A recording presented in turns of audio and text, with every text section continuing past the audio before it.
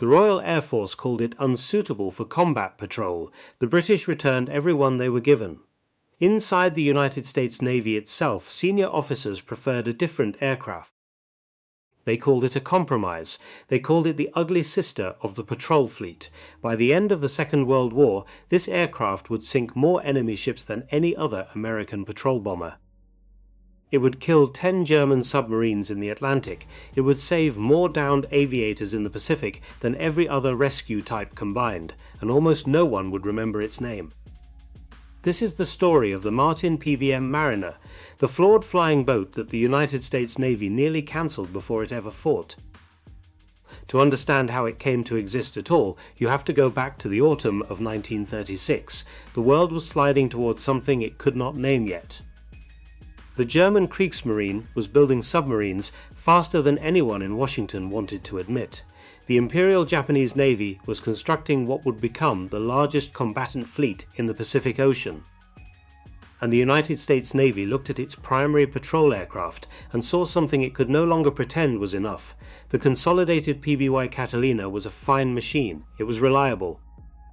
It was simple to maintain. It was loved by the men who flew it, but it carried only 4,000 pounds of bombs. It cruised at 179 miles an hour. Its defensive guns were light, and its single deck could not accept the new radar sets and the new depth charges that anti-submarine warfare was beginning to demand. The Navy needed something bigger. Something faster, something heavier in the air and harder to kill, but it also had to keep one quality that no land-based bomber could offer. It had to land on water. Because there were still vast stretches of the world's oceans where there was no runway, no fuel depot, no defended perimeter. Only a sheltered patch of salt water and a ship anchored in the middle of it. In 1937, the Bureau of Aeronautics issued a contract. They sent it to the Glenn Martin Company of Middle River, Maryland. Glenn Martin himself was not a young man anymore. He had been building aircraft since 1909, when most Americans had never even seen one fly. He had been at this longer than most of the engineers in his factory had been alive. But he was still personally involved in the decisions that mattered, and he made one for this new aircraft that nobody had asked him to make. Before committing steel to a full-sized prototype, he ordered something strange. He ordered a flying scale model, 3/8 the size of the real thing, powered by a 120 horsepower Chevrolet automobile engine. They called it the Tadpole Clipper. It first flew on December 3, 1937. A man named Edward Fenimore was at the controls. He took it up over the Chesapeake and put it through everything the engineers wanted to see: climb, glide, water handling, stability in a turn. The little machine logged 13 hours of testing. And the data was so persuasive that the Navy did something almost unheard of in peacetime procurement.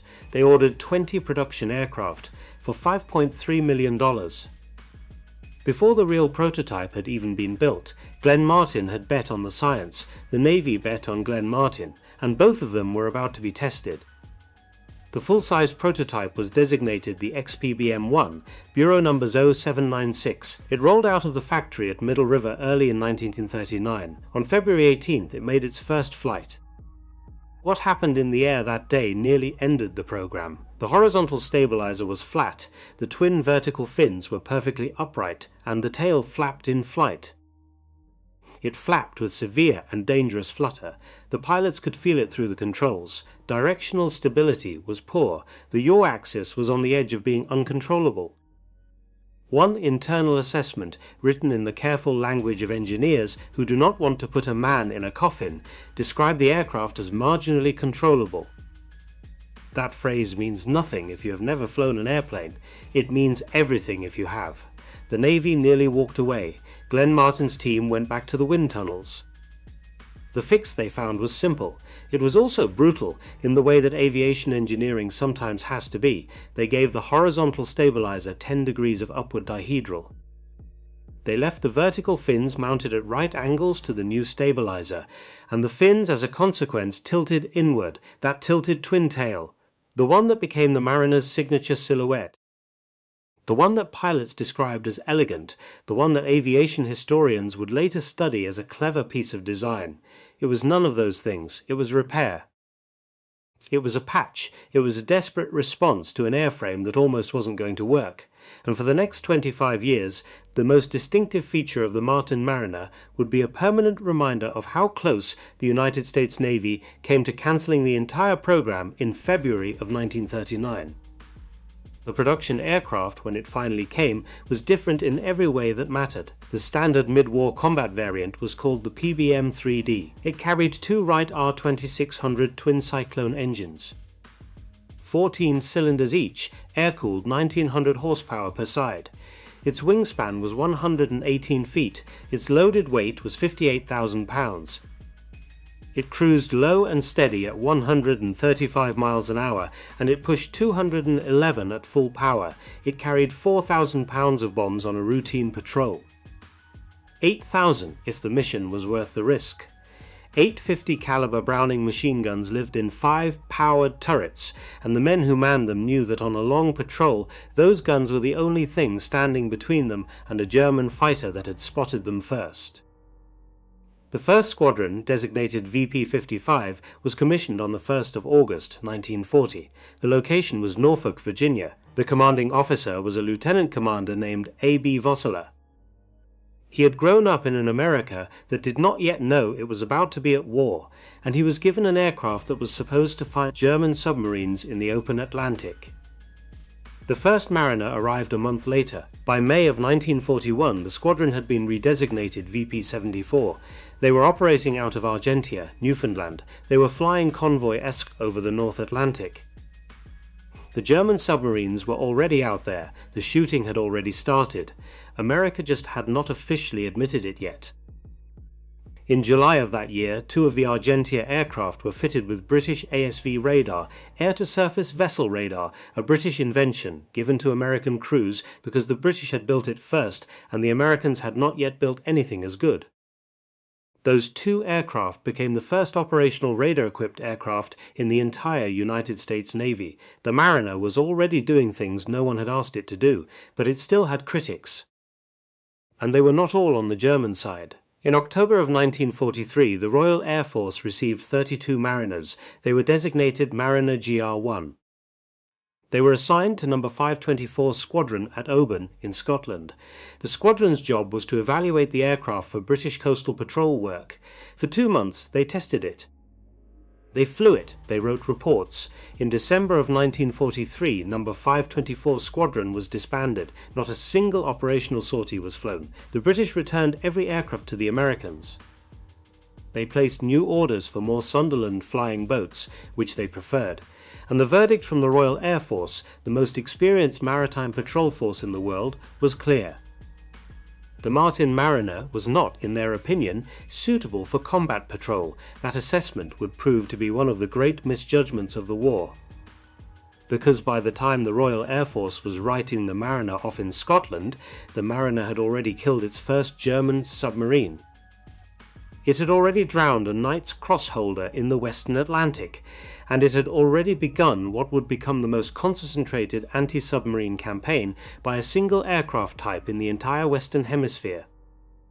To understand how that happened, you have to go back to the morning of June 30th, 1942, 450 nautical miles west of Bermuda, a flat blue Atlantic, a high cloud base, and inside the cockpit of a Martin Mariner from Squadron VP-74, a Navy lieutenant named Richard E. Schrader sat at the controls. He was not a famous pilot.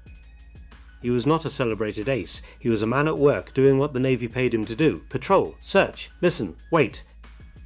The crackle came in over his headset shortly after 11:30 in the morning. A high-frequency direction-finding station, somewhere on the coast, had fixed a German submarine. A long radio transmission. A status report to Berlin. The bearing was solid. The submarine was U-158, a Type 9C boat, Lieutenant Commander Erwin Rostin in command, Knight's Cross holder, veteran of multiple patrols. He had sunk 12 Allied ships on this final patrol, and 17 across his entire command of U-158. 17. That number is worth saying out loud. 17 ships. Cargo holds full of fuel, ammunition, food, machine parts, the small everyday things that an industrial nation at war needs to keep moving. 17 captains who had to write final entries in their logbooks. 17 radio operators tapping out the position of a sinking ship to anyone who might still be listening. Rostin was on his way home. He had 2 American prisoners on board. They were the captain and the second officer of the SS Stanvac Palembang, an American tanker his crew had sunk earlier in the patrol. He was charging his batteries on the surface in broad daylight 450 miles from the nearest enemy airfield.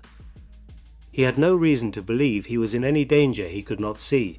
Schrader saw him first. He came down out of the cloud base. He pushed the nose over. He lined up his depth charge run, and he salvoed. One of the depth charges, by chance or by skill, struck the conning tower of the submarine and lodged there. U-158 began to dive. The depth charge went down with her. It detonated underwater. There were no survivors. 54 Germans died in the next 10 seconds. So did the 2 American merchant sailors that Rostin had been carrying home as prisoners. They went down inside a steel tube with a Knight's Cross holder and a successful patrol and a submarine that only a moment before had been one of the most dangerous predators in the Western Atlantic. The aircraft that killed them was the Martin PBM Mariner, the aircraft the Royal Air Force had not yet refused, the aircraft American senior officers had quietly described as a compromise. The aircraft whose tilted tail was a repair job and whose first prototype had nearly been cancelled. In 10 seconds it had ended Erwin Rostin's career, and it was just getting started. What killed Erwin Rostin was not just an aircraft, it was a system. By the summer of 1942, the United States Navy and the Royal Canadian Navy and the British Coastal Command had stitched together something that no one had ever built before. A network, listening stations on 3 continents, high-frequency direction-finding receivers tuned to the exact wavelengths a German submarine used when it talked to Berlin. Every time a U-boat captain pressed his transmit key, even for 30 seconds, a triangulation was forming around him. The U-boat skippers knew this. They knew the longer they transmitted, the more dangerous it became, but they had to talk. Berlin demanded it. Status reports, weather observations, sinkings, fuel state, Wolfpack coordinates. Every voice on the radio was a knife pointing at the man holding the microphone. The Mariner was the knife that travelled. A Mariner could carry the ASV radar that the British had built. A Mariner could carry depth charges. A Mariner could fly 12 to 14 hours on a single mission and search a square of ocean 1,000 miles across. And the Mariner did not need an airfield to come home to. It needed a tender. A seaplane tender was a converted auxiliary anchored in any sheltered patch of water with a fuel hose, a workshop, a crane, and a few good cooks. You could move a tender overnight. You could anchor it at Argentia or Reykjavik. You could send it down to Trinidad or Aratu Bay or Recife. You could put the war wherever the war needed to be. And in the spring of 1943, the war needed to be in the South Atlantic. The Germans had figured out that the convoys running between Brazil and the United States were lightly protected. Knight's Cross holders began appearing in the waters off Bahia and Rio. Boats with names like U-128 and U-530 and U-161. Commanders with reputations and tonnage and medals. They came down the coast in numbers that the United States Navy had not expected, and they began to sink ships at a rate that the United States Navy could not tolerate. So the Mariners came south. On the 17th of May 1943, 2 PBMs from Squadron VP-74 went out from a base in northeast Brazil. They were flown by Lieutenant Howland Davis and Lieutenant Carey. The names matter. These were not famous men. They are not in the textbooks, but they did the work. They fixed U-128 on the surface off the coast of Bahia. They drove her under. They damaged her enough that she could not stay submerged. And then, in the way these kills often happened, the destroyers came in and finished her with 5-inch gunfire. The captain, a young German named Hermann Steinert, was pulled from the water along with 46 of his crew. 7 men were dead. Steinert was 30 years old. He had spent the war learning his trade. He would spend the rest of it in an American prisoner of war camp. That was the deal the Atlantic was offering in the summer of 1943. Live in a camp in Texas or die in a steel tube in the dark. A lot of men did not choose, but that was the outcome. On the 15th of July, VP-32 sank U-159 in the Caribbean. There is not much to say about that one in the records. A radar contact, an attack, A submarine that did not come up again. All 53 men aboard her died.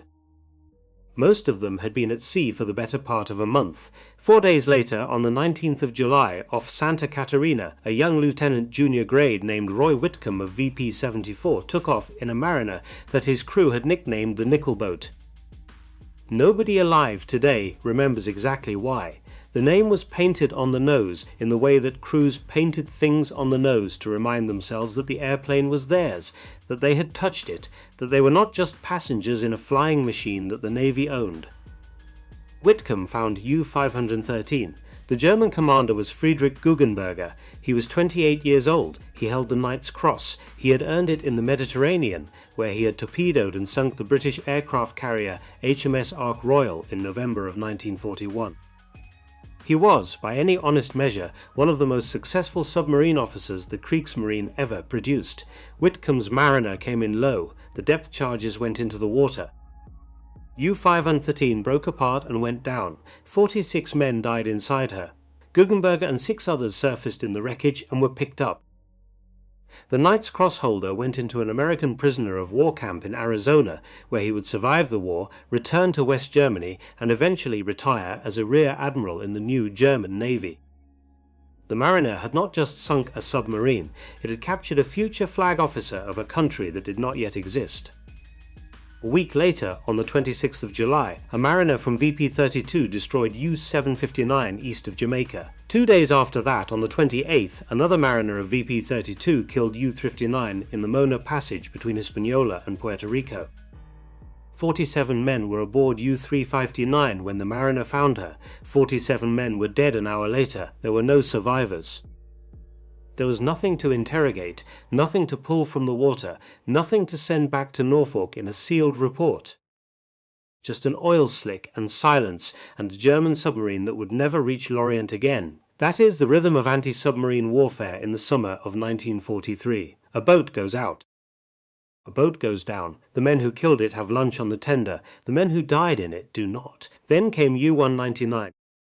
On the 31st of July, off Rio de Janeiro, a lieutenant named William Smith of VP-74 took his Mariner out on patrol. The target he found was a Type 9D submarine on the surface.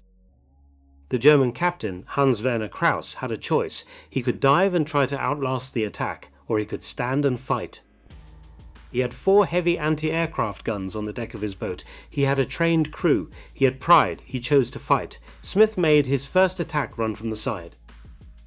He came in low through a wall of 20mm fire that was thick enough to see in the air, that you could almost lean on as you flew through it. The engine nacelle of his Mariner took 3 direct hits. He kept coming. The depth charges went into the water. They damaged the submarine. They did not kill her. Smith pulled up and around, and he made a second pass. This one was nearly bow on. It is the most difficult attack to deliver.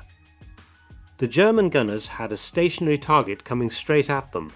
Smith had to hold the aircraft level inside a cone of fire from his own 12 o'clock position. He held it. The depth charges did not finish U-199, but they crippled her so badly that she could not submerge. She had to stay on the surface and continue the fight. A Brazilian Air Force Catalina arrived a little later and delivered the killing blow. 49 Germans died in the water, 12 were captured. Among them was the captain, who had ordered his men to stay topside and shoot it out with the American. He was interrogated 3 days later. The transcript of that interrogation went into the action report of VP-74. The German captain said this. He said he had lost most of his men by gunfire from the Mariner. He said the removal of the bow turret from this type of aircraft would be sorely missed. He was, in his way, paying a professional compliment to the men who had killed his crew. That is the verdict that mattered, not the Royal Air Force in a quiet office at Oban deciding the Mariner was unsuitable for combat patrol. Not the senior American officers who preferred the 4-engine Liberator. The verdict that mattered was the one from a German submarine captain, sitting in a Brazilian holding cell, watching the war end for him in slow motion, telling his American interrogators that the aircraft they had just used to kill his men was the most dangerous thing he had ever seen come out of a cloud. That was on the 31st of July.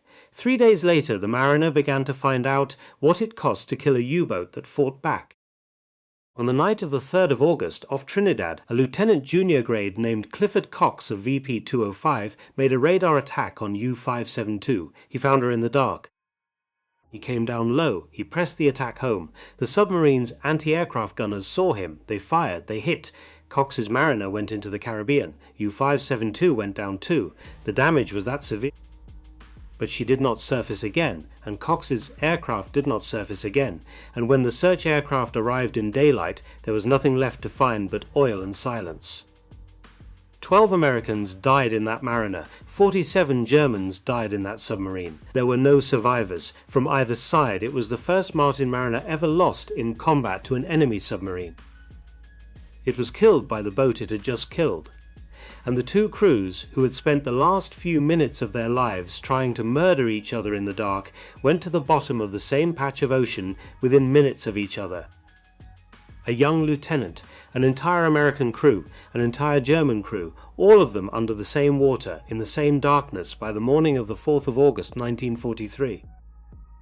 There is no medal for what happened that night. There is no monument. There is only a navigational fix in a logbook in Washington and a different fix in a logbook in Berlin, and the certainty that 12 American mothers and 47 German mothers had not yet been told. 3 days later, the Mariner went after the boat that the German records would describe as the largest aircraft hunt ever mounted for a single submarine, U-615. The boat was caught in the Caribbean, off the island of Aruba. Her commander was Ralph Kapitsky. He was 27 years old. His crew was tired. His boat was damaged. And the United States Navy was about to throw everything it had at him. 5 mariners, from VP-204 and VP-205, supported by a PV-1 Ventura of Squadron VB-130, over 2 days. 5 aircraft, 1 submarine, 2 days. The math should have been simple. It was not. A Mariner commanded by Lieutenant Anthony Matuski pressed an attack run on U-6 Mufdeen. The submarine's anti-aircraft fire caught his aircraft and brought it down. Bureau number 673 went into the Caribbean. All 12 men aboard were killed. There were no survivors. 12 more American lives, gone in seconds fighting a submarine that was already half dead. The hunt continued. A lieutenant junior grade named John Dressbach delivered the final attack. His depth charges damaged U-615 beyond saving. She did not come back up. 43 of Kapitsky's men were rescued by an American destroyer. 4 were dead in the water before the destroyer arrived. Kapitsky himself was pulled from the sea alive, but he was bleeding badly from wounds taken during the attacks, and he died not long after. He was 27 years old. To kill 1 U-boat, the United States Navy had traded 12 American airmen, 1 mariner, and 48 hours of combat operations that put every aircraft in the hunt within reach of the same anti-aircraft guns that had killed Matuski. That was the price. That was always the price. The Mariner did not kill submarines from a safe altitude. It did not kill them with guided missiles from 20,000 feet. It killed them by flying down to mast height in daylight or in radar darkness into the muzzle flash of every gun the U-boat had, and dropping ordnance close enough to crack the pressure hull. You had to be that close to do the work, and the Germans, when they chose to fight, could shoot back. The last Atlantic kill came on the 27th of September 1943. A lieutenant junior grade named Harry Patterson of VP-74 sank U-161 off the coast of Brazil. The German commander was Albrecht Achilles. He held the Knight's Cross. He was 29 years old. Achilles and all 53 of his men were lost. When the United States Navy counted up its anti-submarine warfare results, the numbers told a story that the Royal Air Force in Scotland had not predicted.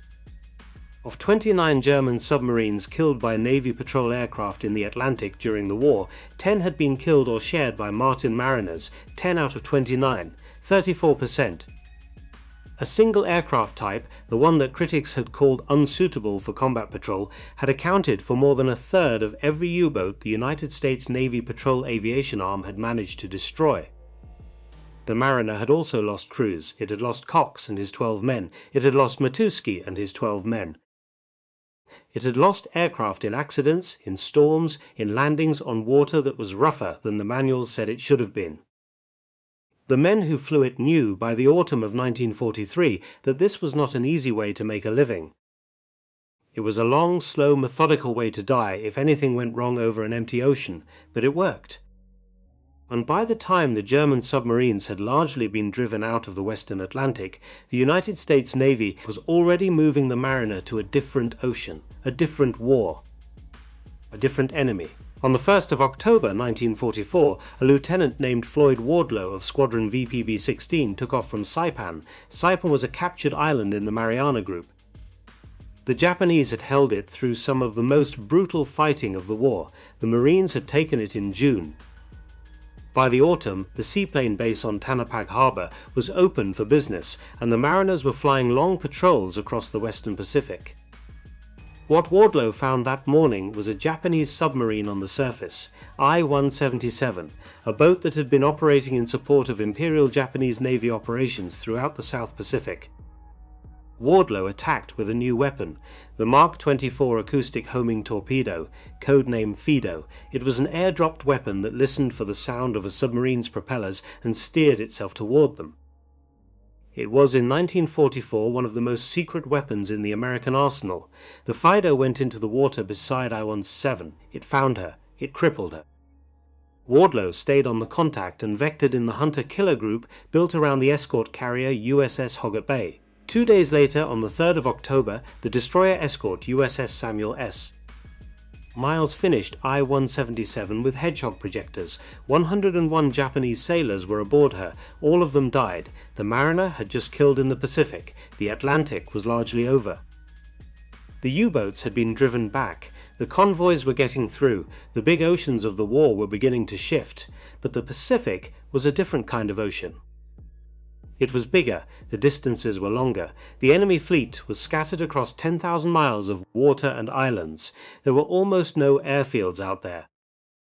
And whatever was going to happen next was going to require an aircraft that could fly 12 hours from a tender in a place that had not existed on any map 2 weeks earlier. The Atlantic was done. The Mariner was just beginning. By the spring of 1945, the war had moved. The U-boat threat in the Western Atlantic was gone. The seaplane tenders that had anchored off Trinidad and Brazil were on their way west. The crews who had killed Rostin and Kraus and Achilles were rotating through new training. Some of them were not coming back. Some of them had been buried at sea, or in cemeteries on Bermuda, or in family plots in towns nobody outside of America had ever heard of. But the men who were coming were going somewhere worse. They were going to Okinawa. The largest amphibious operation of the Pacific War was scheduled to begin on the 1st of April 1945. Hundreds of thousands of American servicemen, a fleet of more than 1,000 ships, and the Japanese Empire fighting on its own doorstep for the first time in the war with kamikazes and shore batteries, and an army that had been told to die rather than surrender. The man in charge of putting the soldiers and Marines on the beach was Vice Admiral Richmond Kelly Turner. He was nearly 60 years old. He had been a Navy officer since 1908. He had done this kind of work at Guadalcanal and Tarawa and Saipan, and he understood something about amphibious assault that had taken the Navy years to learn. You do not start the invasion on the beach you want.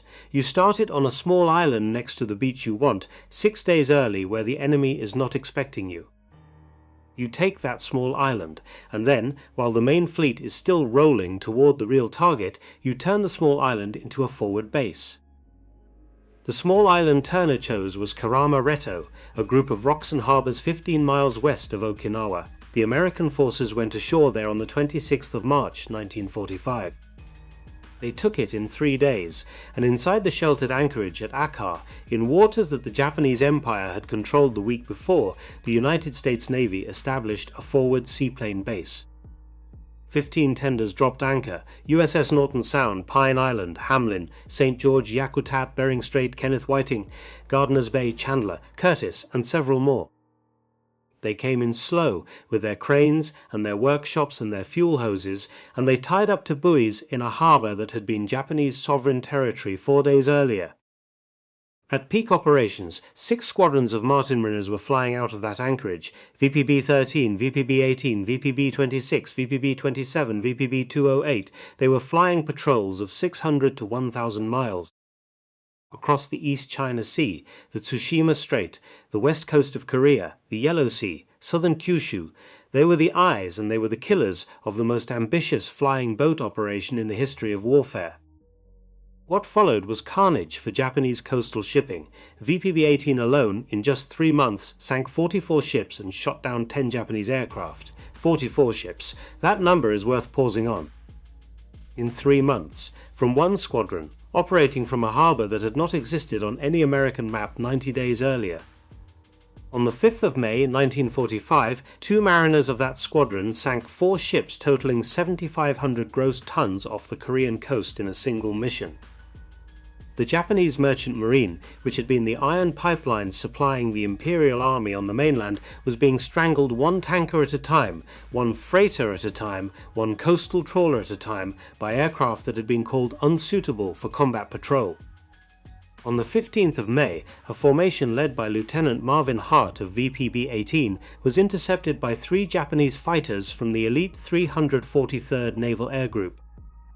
The 343rd was the personal command of Captain Minoru Genda, the same officer who had helped plan the airstrike on Pearl Harbor. The fighters were N1K Shidenkai. The Allied code name was George. They were among the finest piston engine fighters Japan ever built, and they were flown by some of the last well-trained pilots the Imperial Japanese Navy still had. Hart's gunners were credited with shooting down all 3 of them, a flying boat, 211 miles an hour at full power. Built around an airframe that had nearly failed its first flight test, crewed by men who had been farming or selling insurance 2 years earlier, the N1K Shidenkai, 4 20mm cannons in the wings. Maximum speed near 370 miles per hour, one of the few late-war Japanese fighters that could still climb with a Hellcat. Flown by men whose air group had been handpicked to defend the home islands. The mariners won that fight. VPB-18 paid for those results. The squadron lost 6 aircraft in 3 months. 3 to enemy action, 3 to accidents, aircraft and crews that did not come home, letters to families in Iowa and Kentucky and California, telegrams that arrived in the morning and ruined entire decades. That was the cost of 44 ships, but there is a statistic from Okinawa that should be on every memorial to this aircraft, and is not on any. The Bureau of Aeronautics report on air-sea rescue at Okinawa, written in 1959, examined the period from April to August 1945. Of 186 downed Allied airmen identified as potentially recoverable, 132 were saved. 63 of those rescues were made by Dumbo mariners flying dedicated rescue missions. 18 more were made by patrol mariners diverting from anti-shipping work to pick up men in the water. The mariners saved 81 men, 44 were saved by surface ships, 5 by float planes. The mariners saved twice as many downed airmen as every other rescue type combined. These were not abstract numbers. These were boys from Cleveland and Birmingham and Tucson who had been shot down over the East China Sea, who were floating in salt water with broken bones and torn flight suits, who had given up hope and were watching the horizon and thinking about their mothers when a twin-engined flying boat broke through the haze and landed in chop that the manuals said was too rough to land in. The men who went home from the Pacific because of those rescues had children. Some of those children are still alive. Some of their grandchildren are watching this right now. By July of 1945, 13 Mariner squadrons were operating west of the Marianas, and this brings us, finally, to the question that has been waiting at the back of this entire story. How did the Martin Mariner stack up against the aircraft that was supposed to make it obsolete, the consolidated PB4Y Liberator, and its dedicated naval successor, the PB4Y Privateer? The comparison is honest. The Liberator was faster. It cruised at higher altitudes. Its turbocharged Pratt & Whitney engines pushed it to a maximum speed near 290 miles per hour. The Privateer carried 1250 caliber machine guns in 6 powered turrets. It was the most heavily armed patrol aircraft in the United States Navy, and one variant carried the Bat. The ASM-N2, the first guided air-to-surface missile ever used in combat by American forces. On paper, the Liberator and the Privateer won. None of that mattered. The Liberator needed an airfield. An airfield needed a runway, a fuel depot, hangars, a defended perimeter, and weeks of construction. Constructing such an airfield on a captured Pacific atoll took weeks of bulldozers and Seabees and marine perimeter patrols.